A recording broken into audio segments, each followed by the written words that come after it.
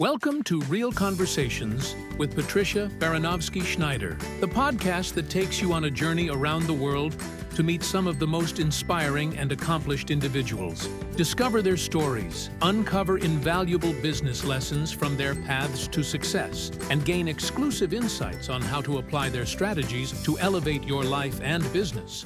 Hello, and welcome to Real Conversations with Patricia. I'm your host, Patty Baranovsky-Schneider. Today, I'm joined by Chief Mark Corona. So welcome, Mark. Tell us a little bit about yourself. Hello, Patty. Thank you for having me on your show. I hate talking about myself because I like to, I'm the kind of person who likes to provide value. When you talk about yourself, it's kind of like, what's fun about that? The very short version, I'll give you the very, very short version is I'm the Chief Border Patrol Agent of the satirical nation of Slowjamastan. And I'm also a national trivia game show host and the only one in the world who is doing it for a company called Game Nights. Wow. Yeah. That's pretty impressive in one short mouthful. Wow. Well, that I can definitely say I can't top that. Definitely can't top that, but that's awesome. I do what I can.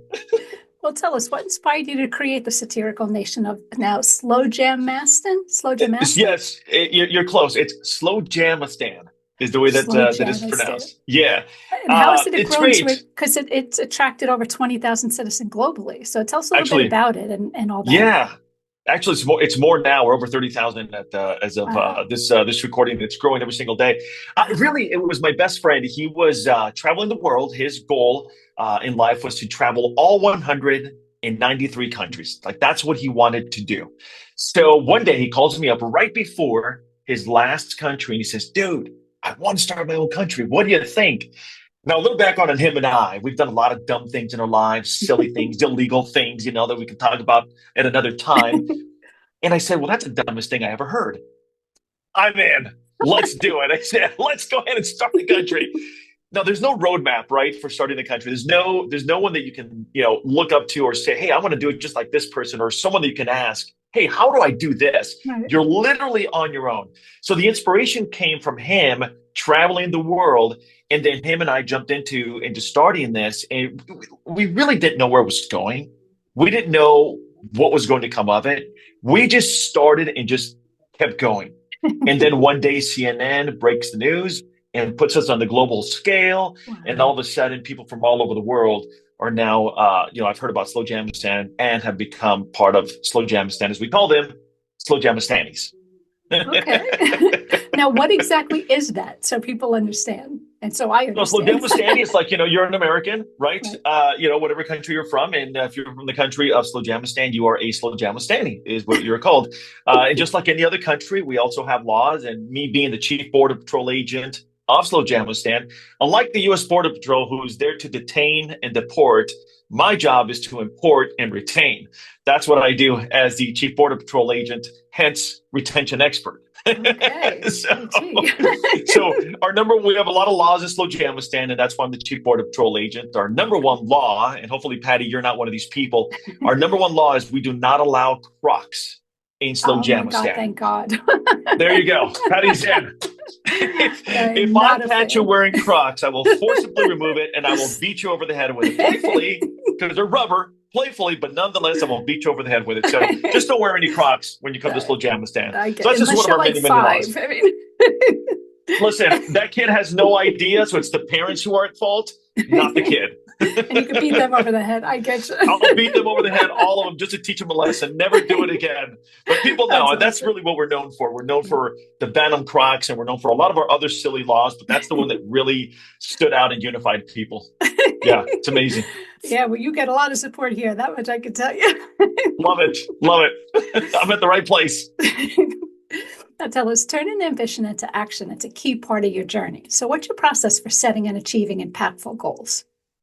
I like to set, when it comes to goal setting, this is one of the things I talk about a lot. When it comes to goal setting, I tell people, including myself, I say, listen, you want to set one goal, one thing, one idea, one dream, one thought, whatever that is.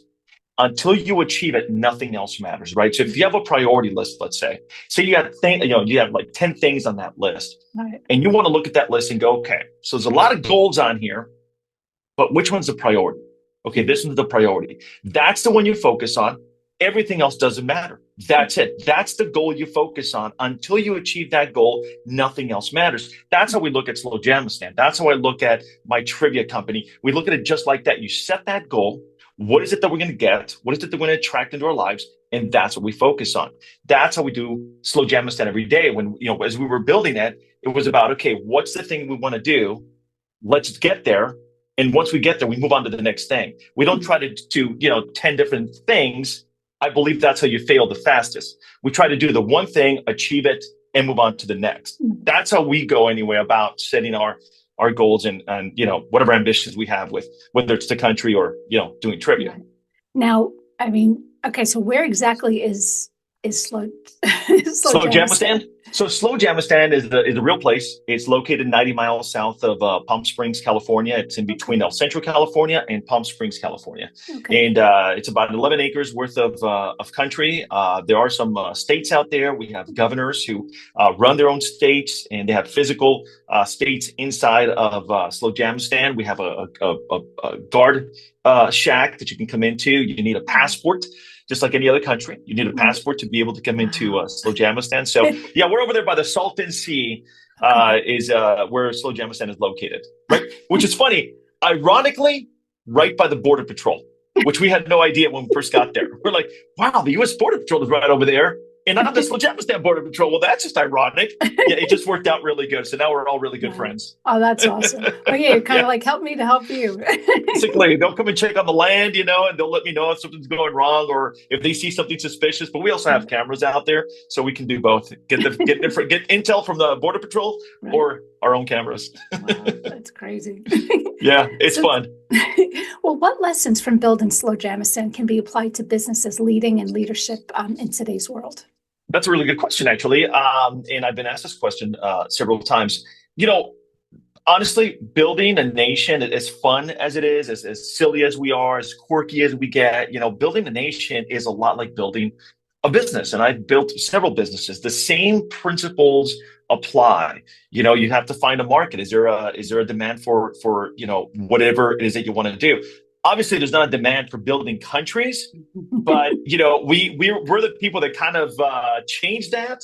And we became a company that actually broke that rule. Said, well, there is kind of a demand for the country, Everybody wants out, so yeah, why not? Exactly. I mean, we have customers from all over the world, so obviously it works. So the demand was there. It's still there because it's growing every single day. Right. But building a nation is really like building a business. You have to have your basics. You have to have your marketing. You have to have your plan. You have to have your customers. You have to have your products. You have to have your services. You have to do all those things that go with building a business. And that's exactly what we've done. We know we're funny. We know we try to be satire, but at the end of the day, it really is a business. And that's really how we treat it every single day. And we do the same things that any whether it's a startup entrepreneur or someone who's already in business would do their business. We do it the same way.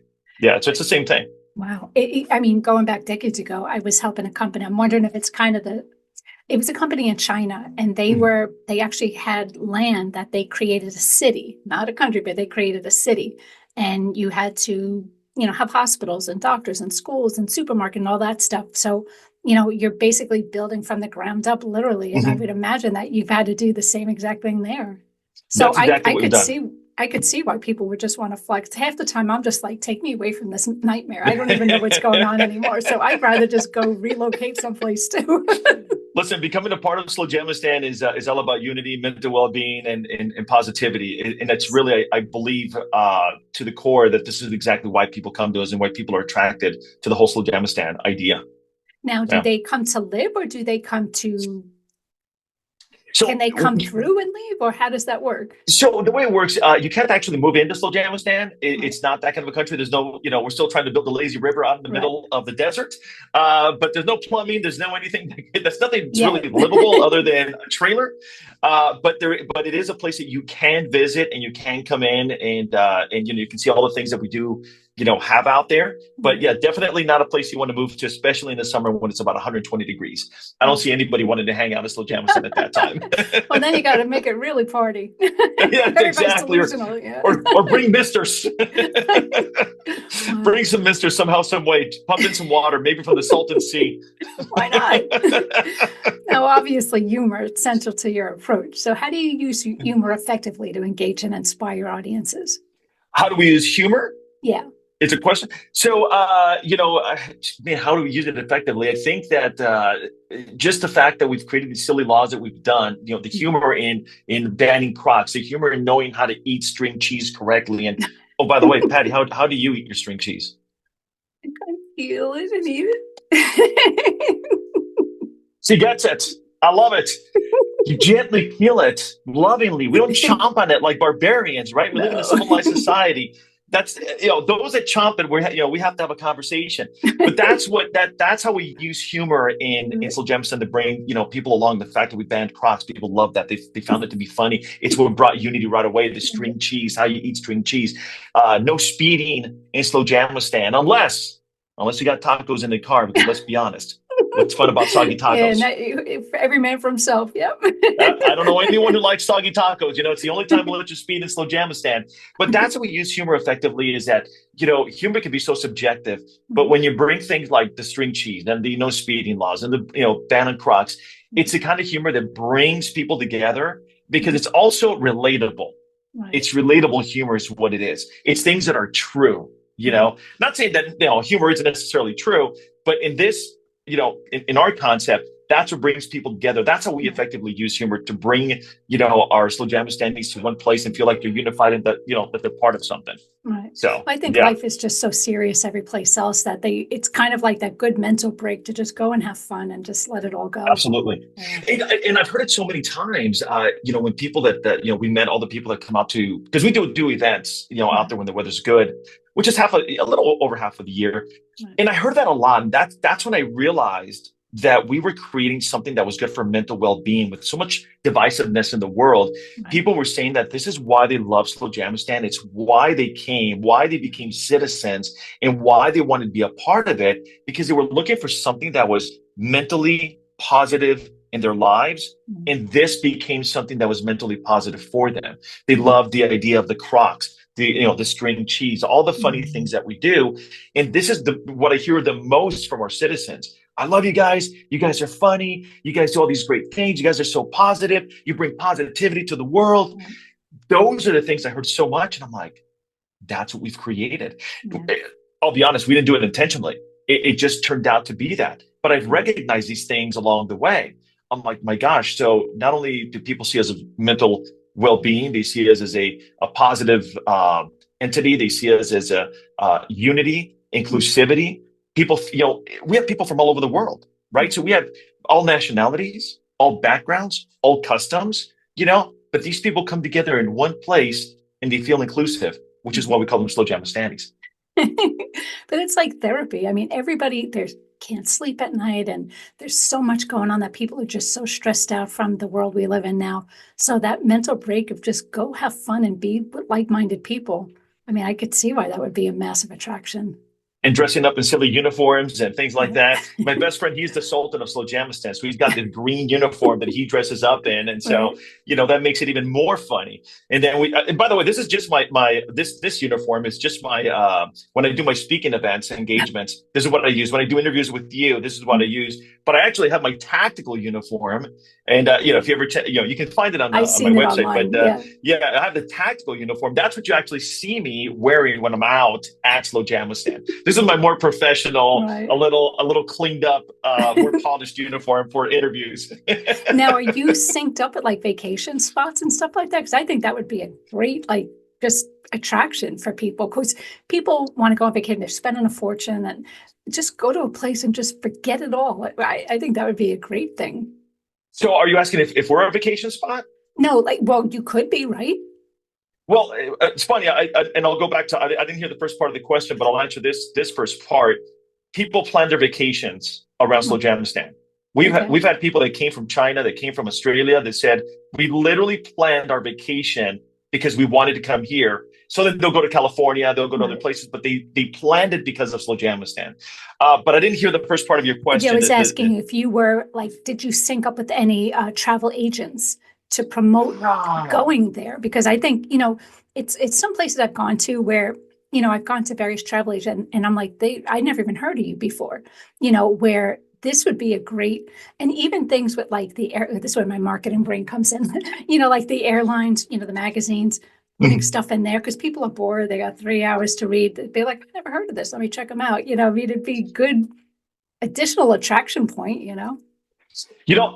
I love that idea, and I'll tell you a quick little story. I love the idea. We haven't done that. We have not hooked up with travel agents to bring that up. But now that you say that, I'm gonna jot that down because, like I said, people do plan their vacations just because they want to see what Slowjamastan looks like. But I was in a flight from DC to I think we were coming back to California. I can't remember. We go so many places. I think we were coming back to California. But the pilot knew that we were on board, and the pilot was a fan of Slowjamastan. So what the pilot did is that he made sure that his staff let everybody know as soon as we were going to go over Slowjamastan, to let all the passengers know that we were just about to fly over Slowjamastan. So sure enough, they came and they got us. They asked us to take pictures, and he announced on the plane that we are now flying over the Republic of Slowjamastan. And I'm sure passengers are going, where the heck is he talking about? That's awesome. But that's funny because you're talking about travel. But yeah, the pilot literally wanted to make sure passengers knew that we were flying over Slowjamastan, which I thought was phenomenal. It's kind of cool because I remember decades ago, I was with my company and they had a lot of these, restaurant, like in these different countries. I happen to be in London, and B and I work in marketing. They gave us a free first class trip there. Ate at all these different restaurants. Every day we were at a different hotel because they want you to experience to be able to promote them. How do I get that connection? I know. I wish I had it again. I'd be all over the world. But stuff like that, like reaching out to the various hotels and stuff along the way, just telling people, hey, just saying, if you're ever doing that, we could throw you a night for free here. If you, because they're getting people from around the world for this. Yeah. I'm just, again, my marketing brain. I love the idea, and I'm going to jot that down because I honestly never thought about that, but that's a great idea because it's kind of a little bit of a bonus that they can offer. If you're going to be in that particular area, why not make, maybe a half hour, an hour, drive down to, Slowjamastan. Again, if people from A to B and where along the way, by all means. Absolutely. I mean, if people are already planning their trips around us, I mean, that makes perfect sense. So I appreciate your little golden nugget there. But I would definitely do the magazine that's on the planes. That's a great idea. Yes. Obviously, we need to hire a marketing person that's doing a better job than we are. So, we're not doing that great of a job, apparently. Baby we're looking steps. to make this happen on its own. Baby steps. Yeah, baby steps. Exactly. Retaining customers, it's critical for any business. So what are some unique strategies that you've employed to creating lasting loyalty? And again, it's things that I've learned throughout the years, and it's not just for Slowjamastan, although it will apply there. But being that I the co-creator of the world's only national trivia show, I tell whether it's CEOs or HR directors or corporate planners, I tell them that trivia is such a great retention tool, one of the greatest retention tools, and I used to look at it as just entertainment. Because I come from an entertainment background. So I used to look at that as just a fun thing to do. It's exciting. It's energetic, all the music, blah, blah, blah. And it wasn't until one day I started realizing that it was actually more of a retention tool and more of an engagement tool. And I'm like, oh my gosh, once I started speaking with other CEOs or I started speaking with other people that had hired us in the past, some of the feedback we were getting was like, oh my gosh, our employees loved, what Mark Corona did, the engagement was phenomenal. And it's when I started realizing that trivia was a great engagement tool. So I used that as a retention strategy. And that's actually worked out so good. It's why I love doing trivia. Because now I get to see what that's like and I get to experience it, firsthand. And think of it like this, Patty. It's like, an IT department never really hangs out with, say, the customer service department, right? They're just two different departments. They might see each other in passing, but they're not buddies hanging out or having conversations. But in the trivia environment, that completely changes. All of a sudden, these people come together who never knew each other, start laughing together, start having conversations, figuring out questions, having drinks together. Next thing you know, whole relationships have, developed. And I've seen it so many times. And I'm like, man, trivia is fantastic. And I'll give you another one that I use it. And I think that and this could really be for any business owner, whether you're a CEO or you're a mid-level, you're, startup or whatever. And I'm actually, before you call, this is what I'm doing right now. It's something I called PVM. It stands for positive video messages or personal video messages. And what I do is I literally take out my phone, I record a message, and I send it to our members or I send it to my customers. I'm not selling anything. I'm not marketing anything. There's no promotion. I just simply send an authentic message and that's it.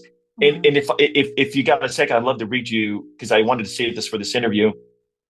This is just one of the many responses that I get with personal video messages. And this is one that came when I first started doing it. And I kept it for this, for this amount of time. But it starts like this. It goes, "Hey, Chief, thank you so much for this.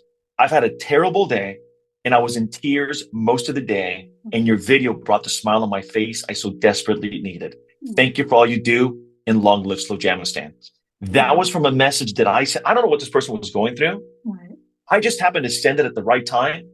And they received this, and this is a customer, and they received this, and they loved that I had sent them this message. That was a moment I realized I just stumbled upon something very powerful, and I started doing it as part of my regular retention strategies.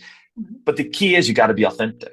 You can't just like, all right, well, I'm going to start sending messages out so I can, retain these customers and keep them buying more. It doesn't work that way. You literally have to be authentic about it. You have to be real about it, because I think people can see right through it. So when I send messages, I do it when I'm in the mental mode to say, you know what, today I'm going to send some messages out. Because if I'm not in that mental mode, if I'm not in that thinking, I don't want to send it out, because I believe it just comes out as fake.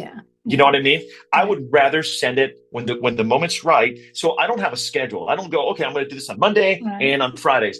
I don't. I do it when I feel the moment to do it. And today was one of those days. And I'm sitting here doing my messages and I'm sending them out, because today was a day that I felt like wanting to do it. The holidays are here. I said, you know what? This is the time to do it. So there's a lot that goes with, doing these PVM messages, not just, hey, let me take out my phone, record and send. It's really a strategy more than anything else. But those are the two things that I've used for, 10 years now. 10 years. And it's been one of the greatest tools I've used. There's other things I do, but those are my two favorites. I mean, it's awesome, because it's, I always say you never know what somebody's going through. Like, people always just say, oh, people who, commit suicide, and everybody's like, they were always such a happy person. Just because somebody's smiling doesn't mean that they're not dealing with a lot. And it's interesting what you said about the trivia and stuff, because I just had this conversation with someone recently. I come from a Catholic school background, so you can imagine what that was like, from pre-K to high school. And we would, I would have, I think we had like 8 classes, and every night was like an hour and a half of each class homework. And what happened is we had a test like every week, and you weren't taught it in a fun way that made me want to learn anything. You were just, you have to, because I had strict parents. If you didn't get 100, you were in trouble. So, I study because I had to get 100. And it's funny, because I remember I was in 2nd grade, not even like 8th grade, 2nd grade, they gave us a map with nothing on it. And you had to put in where all the states were. And, so I had to memorize it on top of everything else. And now it becomes a laughing joke, because my husband just said something about, I forget what I was talking about. And he's like, Patty, there's no rivers anywhere near that. And I'm like, well, show it to me on a map. Like, I couldn't even tell you where. I'm so directionally challenged, because I wasn't taught in a way to make me retain it. I knew I had to pass, and I passed it, done. Never have to look at it again. And now you kind of I know where Chicago, California, Florida, but anything in between, like where's Mississippi, I have no clue. I need a map. It's like, it's just so keeping humor and stuff, you do retain it a lot more, because it's an incentive. You want to get better, because it's like a game, but just because you have to learn or you're going to get your butt kicked, that's totally different, And I'm glad you say that. I'm glad you say that. I agree with you 100%, because some of the games that we've done in trivia have also been for learning purposes, right? Like, not every question is just about general knowledge or pop culture or whatever. A lot of the questions we customize for, whatever the event is. Sometimes they want to do more of a strategic style of game where they want their employees to learn certain things. And when you're in the environment of fun, it's a lot easier to learn these things. Yeah, you made a great point. And that's exactly what happens with us when it comes to trivia. It's the same thing. It's a great way to retain information, but it's also a great way to keep employees energized and excited about being a part of that company. And we've seen that a lot. Because then it's like competition too. It's like, oh, we got to beat that team, but it's Oh, fun. It's not my like, gosh, yes. Absolutely. Absolutely. Awesome. That's when all the energy starts coming into the room, is from people doing exactly that. Yeah, I'm telling you, it's the greatest retention tool ever. It's one of my favorites. I agree. Yeah.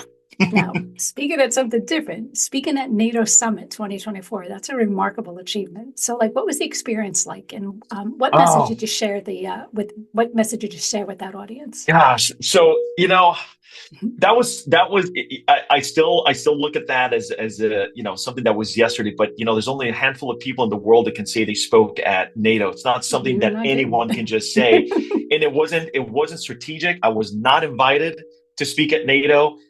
We first of all, it took us a year to even get cleared, to be able to be there. It was chance. It was all chance. I was not prepared. I was not. That's actually kind of what launched my speaking career. It was going to NATO and realizing that I had that ability. So let me just kind of paint a picture for you. Okay, this is NATO. So we're watching the speeches, and I'm enjoying the speeches a lot. And I went up to the coordinator, and I said, hey, this is great. I really love the speeches. I'm really glad we're here. Blah blah blah. I give him my business card. My business card says Slowjamastan on it. Obviously, I wasn't in uniform or anything because I wasn't expecting it. I mean, I wasn't there for that. And so he says Slowjamastan. He goes, oh my gosh, I know you guys. This is hilarious. So we started having a conversation. He's a big fan. He says, listen, I got 5 minutes. If you wanted, we can go up on the stage and quickly talk about Slowjamastan. I'm like, oh my gosh. So I'm thinking. In my brain, I'm exploding, wanting to say, no way, I don't want to do this. But I'm like, sure, I'll do it. So here's a picture I want to paint for you. This is NATO. The people giving speeches, you've got presidents, vice presidents, generals, military people. You've got investors. They're talking about climate change. They're talking about drones. They're talking about important world events. And then here I come along, and I'm talking about string cheese. And I'm talking about no Crocs. And no speeding in Slowjamastan. But here's what I found out. It happened to be at the right moment. It was the moment where they needed someone like me to go up and be silly, because with all the seriousness of what's going on, this guy comes up with all these silly croc and cheese strings and no speeding things, and people are chuckling and having fun. That was exactly the moment that was needed. It was at the right time. So I wasn't invited. You're not going to find me on their list of speakers. This was just a moment of chance, and I took it. So I said, let's do it. I went up on that stage. I did my 5 minutes, which seemed like eternity because I've never done this before. But I'm like, at least I've got video and pictures that I can look back and go, oh my gosh. So yeah, the video I have, it's really hard to hear me because it was, again, so last minute. So my buddy's taking the video, and I'm like, my God. Anyway, it was such an extraordinary moment to be a part of NATO and to be able to say and put it on my website and say, I got to speak on the stage at NATO. That's huge. Accomplishment. Yeah. And it's funny, and they got to know Slowjamastan. There you go. It's the former chief of staff was there. And now he follows us on Twitter and started reposting all of our stuff. So, I cut you off. I'm sorry about that. No, it's totally fine. No, I'm just saying with the humor. It is funny because I've been to business meetings, and I remember being in a board meeting, and all these people, and they're all so serious, and they're talking about budget cuts and blah blah blah, and I wasn't feeling that well.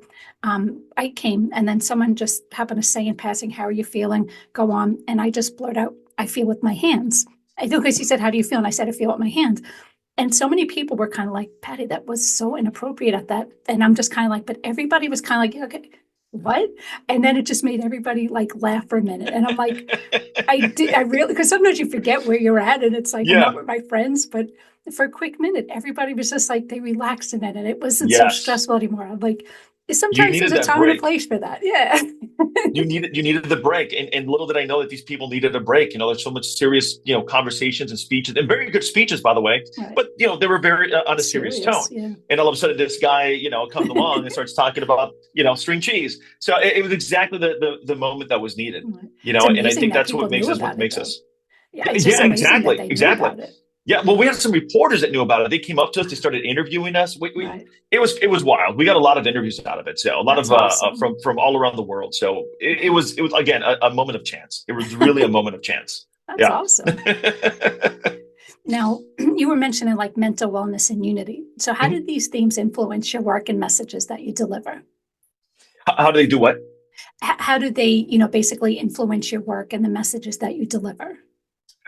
With mental well-being, so I think we're all influenced really. Like I said earlier, once I realized that this was causing uh, you know mental positivity for people, we started doing more work that was in relation to those things. Once we started realizing, okay, so we know what Slowjamastan is now because we didn't know at the beginning, right? Like we know what it is now. So what it is now is we are a country who promotes positivity, unity, and inclusivity. So we started doing more things that led to more of that.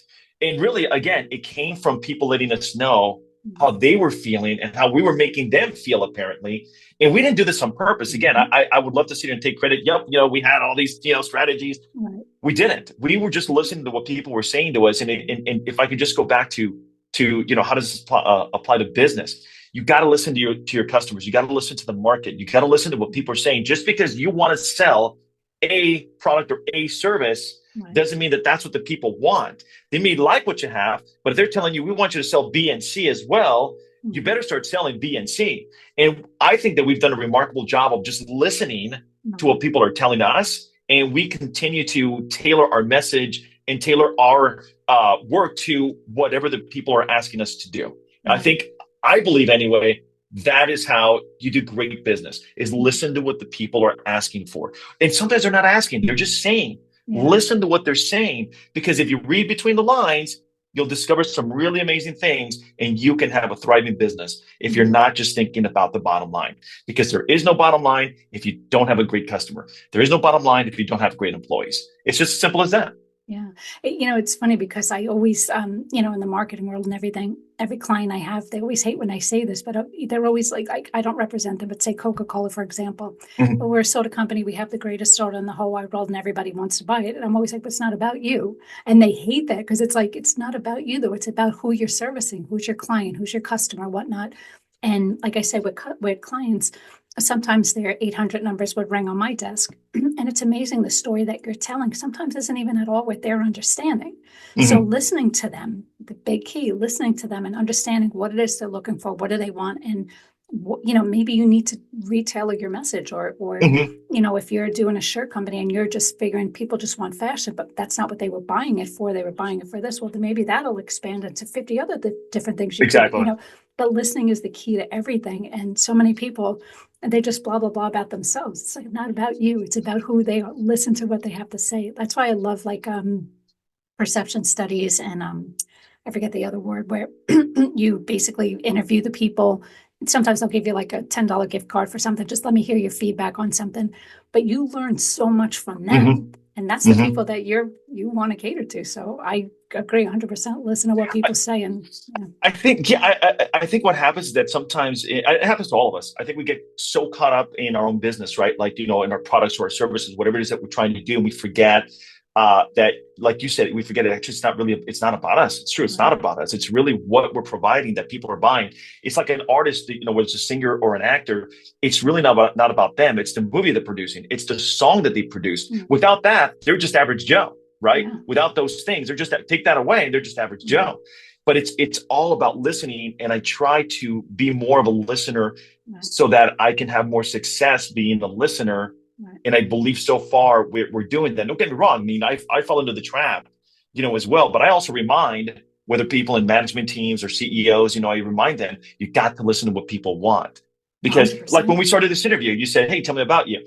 I don't like to talk about myself because it's really not about me. Actually, this is about your viewers, your listeners. So I'm here to provide value to them. You're interviewing me so I can provide value to them so they can learn something. Not how great I am, not how great my country is, not how great I am on national trivia host. Those things don't matter. What matters is the things we're talking about here today. Am I bringing value to your viewers and your listeners today? And I think that that's what every business owner needs to think of. It's like, think like you're being interviewed, and can you bring value in that interview to the other person that's listening?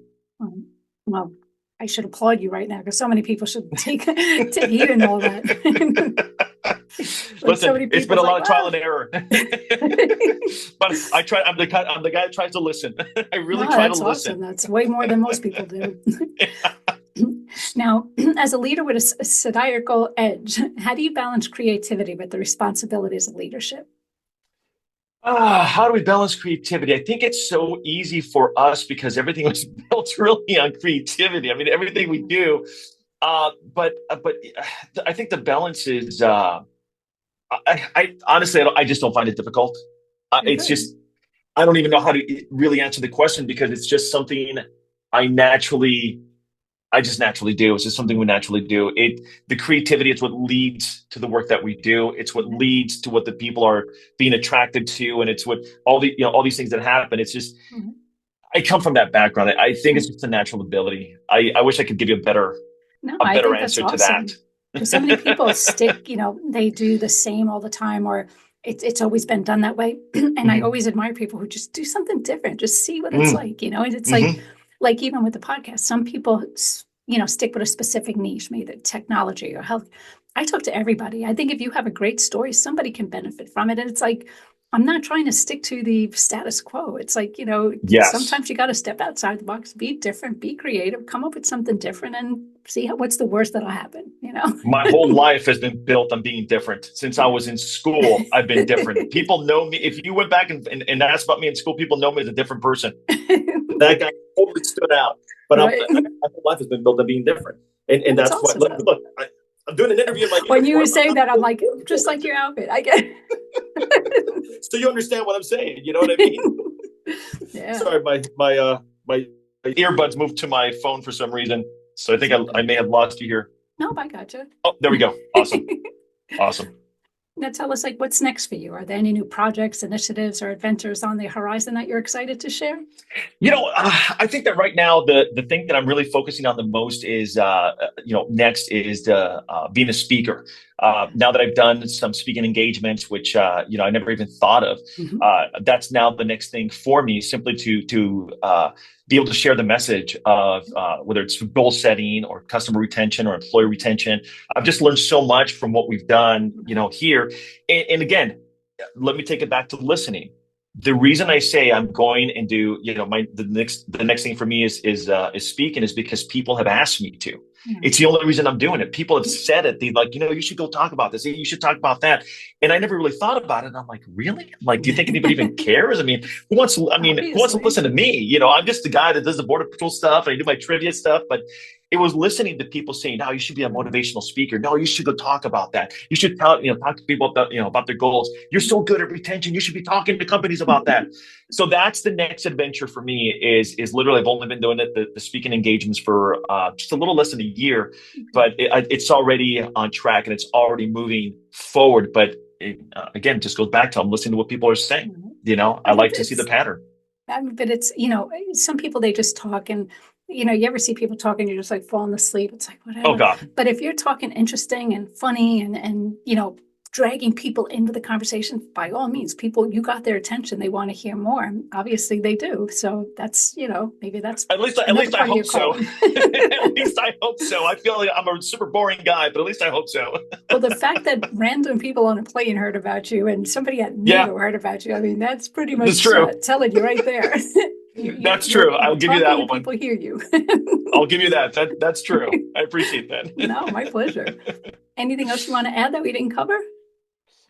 No, I think this is great. Again, if I can give any kind of value to your viewers and your listeners, honestly, this is why I do these interviews. And it's funny, I found you, and I had approached you, just looking at your bio and things like that. But it's funny how I wasn't expecting to be approached as much as I have been. To talk about these things. So that kind of blew my mind a little bit. But other than that, if I can, just provide value here today, that's really all I care about. If this could be a great podcast for you and your listeners, then my job here is done. Nice. Now, how could people find out more about Slowjamastan? We put out Slow Jam and Jam. Yeah, We have strawberry, we have peach. It's in the works. Yeah. But funny. No, so if you want to find out more about whether it's our nation or trivia or me as a speaker, you just go to my website, markcorona.com. Or if you want to if you really want to go down the rabbit hole of Slowjamastan, you can always go to porterpatrol.com. So instead of Border Patrol, you search the P and the B, and it's called Porter, Porder, porterpatrol.com. I have a vehicle. Yeah, I have a vehicle called Border Patrol. It's a Border Patrol vehicle, but it says Border Patrol, and it looks just like a real Border Patrol truck. And awesome. People see it, and they're like, what the heck? Did I just see a Border Patrol? What the heck is that? It takes you a while to realize running from you. Yes. And it takes you a while to realize it doesn't say Border Patrol on it, but it looks identical to a Border Patrol truck, except it's Border Patrol. But the simpler website would be markcorona.com, corona.com. Awesome. Well, thank you again for being on the show. Again, that was Chief Mark Corona. So thanks for listening to Real Conversations with Patricia. Never miss an episode by subscribing to the channel. So thank you again.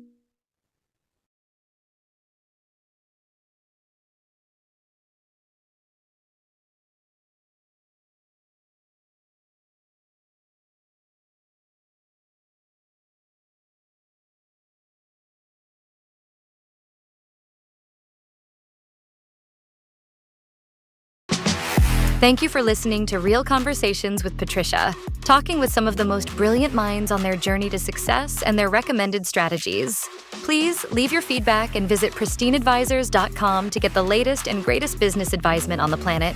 Feel free to let me know your thoughts, suggestions, and anything else you'd like me to cover. Together, we can make success happen for all.